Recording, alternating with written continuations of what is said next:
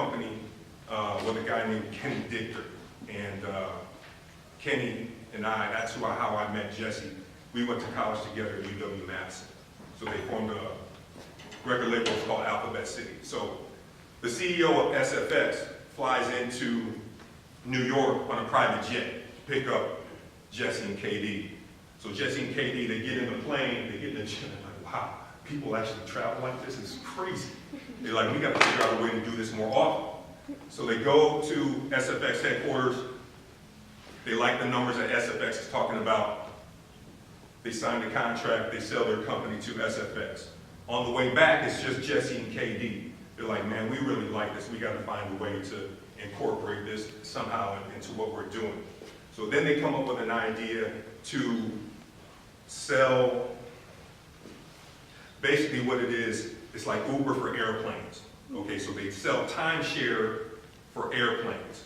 All right, they come up with the idea. It's a great idea, but they don't have any airplanes. Okay, so through their connections through SFX, they get a meeting with Berkshire Hathaway. Perspective seems to be misplaced every time it is needed. Lost in translation. But if it were greed, it would be seeked, mined, treated with the utmost care. Too many times perspective is lost. Like your keys when you're already 5 minutes late for work, or your mind when you're hurt. If everyone had perspective like they had ignorance, the world wouldn't be as blissful, I admit. However, it would be filled with common sense. My mother always says, common sense isn't so common. Think about it. If common sense was so common, we wouldn't have debates on how killing each other is not a problem. Because no matter what the skin, in the end, neither of us win. Because either way, at the end of our own personal films, it just reads fin. No matter the language, culture, life experience, we all suffer the same way. So let's just end the stupidity. Listen, we as human beings all live life differently. This shouldn't divide, collide, or leave other mouths dry just because, oh, well, they aren't like us. Why do we let each other starve based on our skin, religion, or tradition? We make excuses for executions because my judgment of character said he wasn't right within. If we were all involved in each other's lives, there wouldn't be bodies littering the street because whether foreign or domestic, a kill is a kill, and you're killing parts of you and me. Please, tell me you are listening. Instead of tuning in at 8 to watch the great debate, which only teaches us how to joke about rape and shake off issues that needs to be addressed, how about we band together and make the world a little bit better?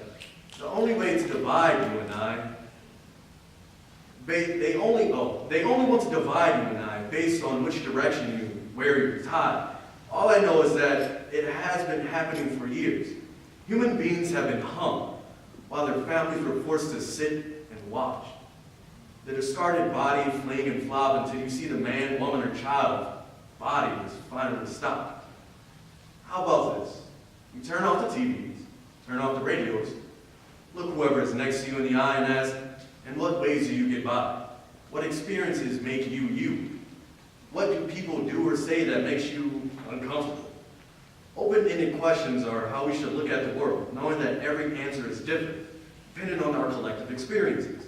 Because perspective is the key we have been searching for, unlocking the latch that holds us back from realizing even more. So let's get to know each other. I'll start. My name is Zion Marion Bola. I like cartoons, dancing, making music, poetry, and everything else that makes me me. I have a younger brother who is 6, Tony Red Nelson III. He's so enthusiastic, it's contagious. It makes everyone around him feel fantastic. Although he can be a pain, I love him very dearly. I also come from a teen single mother whose childhood was taken away because she had to take care of her sister and 2 younger brothers. A lady who I rarely saw because of the sheer amount of work she does. So she sent me to live with her mother, and both my mother and grandmother drenched me in love till my very essence was so. See, getting to know each other isn't as hard as we make it. Don't be scared of your fellow man or woman because we all desire one thing, and that is to be loved.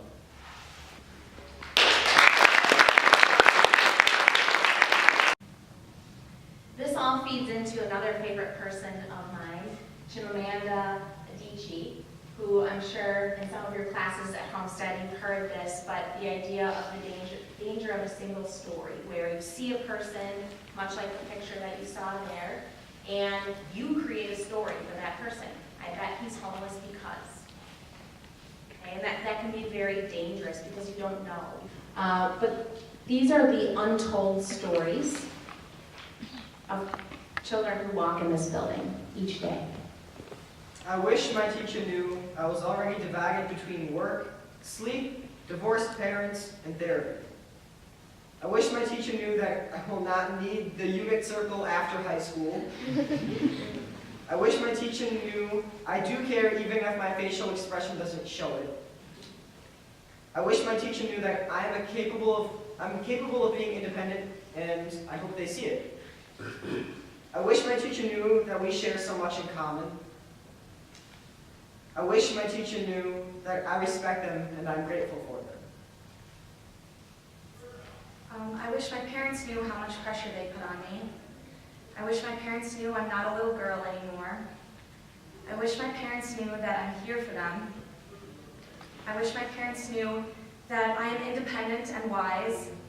I wish my parents knew I don't want my dad to get married. I wish my parents knew me. I wish my peers knew. I wish my peers knew that I'm not weird or insane, but different. I wish my peers knew that my life is so much more than what you see. I wish my peers knew everyone makes mistakes. I wish my peers knew I can be an interesting person if given an opportunity. I wish my peers knew I struggle with mental illnesses and anxiety. I wish my peers knew I could hold a conversation if they just said hello. I wish my peers knew I'm not always as happy as I seem. The correlation between movement and learning. So we're going to do a little bit of purposeful movement before we get started. I'm going to ask you if you've ever done something. If you've done it at least one time, I want you to stand up, please. Have you ever washed the dishes? Okay, go ahead and have a seat. Have you ever sent an email? Okay, you get attracted. Have a seat. Have you ever gone through the drive-thru? The drive-thru. Every day. Any drive-thru. You go to the drive-thru every day. All right, have a seat. And I'm going to ask you one last question about those three things. Washing the dishes, sending an email, going through the drive-thru. Is there anybody in this room who, I would like you to stand up, if you haven't done those things more times than you can count? If you haven't done them more times than you can count.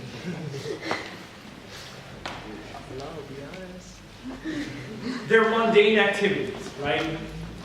Washing the dishes, sending an email, going through the drive-thru. I don't claim to have all of life figured out by any means through my 42 years on this earth.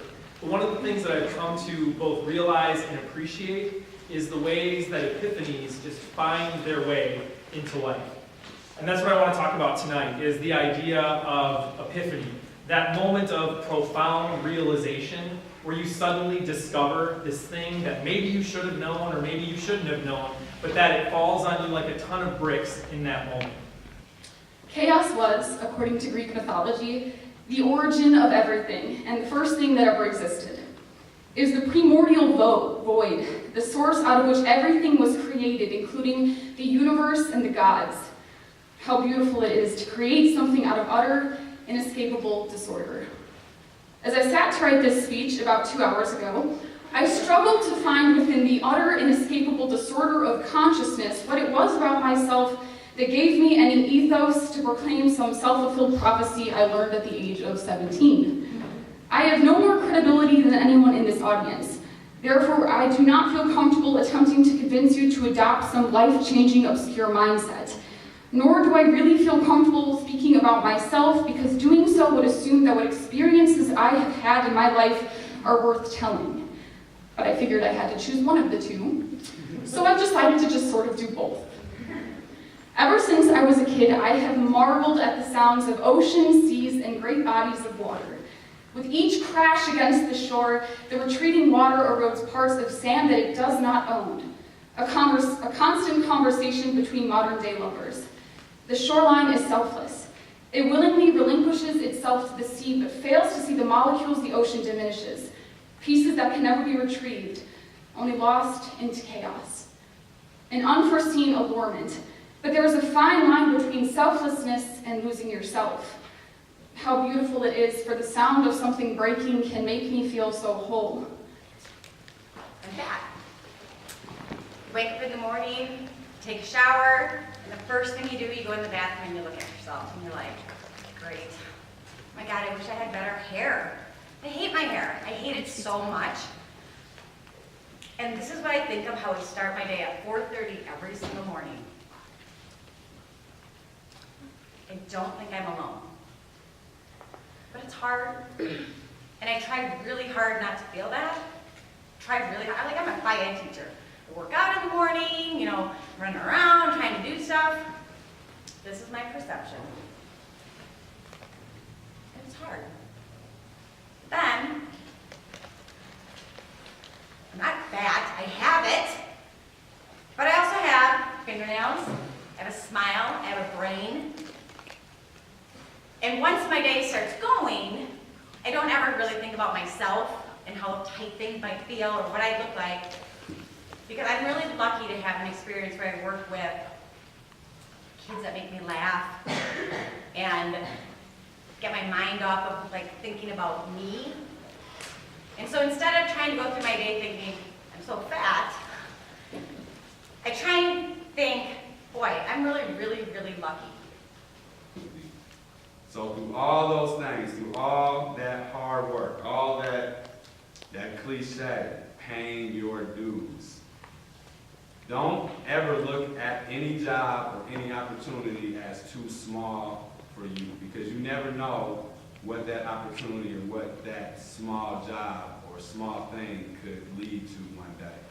Like Mr. Heiser said, if you find something that you're passionate about, and you know, I've been passionate about working with kids. So I worked at the school. So I'm here at a school. It was a hall supervisor job, and eventually led to a teaching job, and also led to me becoming the head boys basketball coach here at HomesTED High School. So like I said, pay your dues, success through hard work. Thank you. I am the son of a mother who was addicted to drugs, a mother who turned to drugs after not knowing how to cope with her stress, a mother whose addiction caused a divorce, a single mother who would do anything to be with her son, a poor mother who moved to a wealthy city just to live close to him. I am the son of a mother who faces depression. She always had a smile on her face to cover up the pain she felt in her heart. That depression she had faced spread to her son. Her son grew out his hair to cover his eyes that were filled with sadness. My mother, buried with financial issues, who needed her son to help pay for gas so they could spend time together. My mother once again turned back to drugs. I am the son of a mother who tried to commit suicide. Despite how many times she got help, her past problems would always come around to haunt her. Despite all the jobs she got, in order to pay for a small one-room apartment, her records would always distance employers. Despite all the bonds she had with others, her issues would come to sever them. Despite all the time she tried to stay in my life, her problems caused her to move. I am the son of a mother who was forced to leave me when I needed her the most, because that seed of depression she had faced had sprouted within me. I resented my mother for her untimely departure because it felt like I didn't have anyone else I could turn to, because I was ignorant to everything she did to stay with me. I am the son of a mother who finally found a happy place. A place where she was able to find love. A place where she was able to get a stable job. Where she could finally cut off her addiction. But even though she had found a happy place, every day she dealt with the agonizing pain of not being with her son. She was never able to see her son grow up, never able to see her son overcome his depression, never able to see her son who turned his dark, depressed eyes, covered by shaggy hair, to bright eyes that were accompanied with a gentle smile.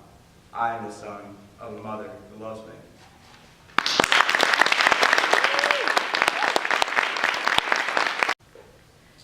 Sometimes I hear a still small voice inside my mind. It's a part of me that lies below the surface as I'm trying to live authentically. This is not some fabricated mask, but the me I've grown organically, naturally, because above all, I shun hypocrisy. The voice I'm talking about isn't another me, but a part of myself I have to listen to a little bit more closely if I want to hear her. She is a dancer, doing the tango in a half-lit room, passionate and full of power. And she does not need an audience, never entered a competition, isn't looking for recognition or affirmation from anyone. All she needs is music and an empty room. And before you assume that her voice is as beautiful as her dark red dress or hand's caress, let me remind you, the voice of this world likes to drown her out and obsess me with things that do not matter. Sometimes when I go looking for her, she is dancing behind a veil, and I have to coax her out. All she asks for is an invitation, and before long, if I'm still, she begins to dance. Her footfalls beating out the rhythm of a human heartbeat. Ba-boom, ba-boom, ba-boom. Ba-boom, ba-boom. Iambic, pentameter, and the tango. This is the still small voice I have to remember to listen to, and maybe, just maybe, so do you. Who we are, some say, is the sum total of our experience. A root system of memories growing like winter's over, and water's flowing, and the sun is shining, and all the timing's gonna fall into place like everything I've ever been through has made me who I am, and ain't it grand how everything happens for a reason. I'm sorry to assault your theology, but I'd be lying if I let you think I don't have regrets.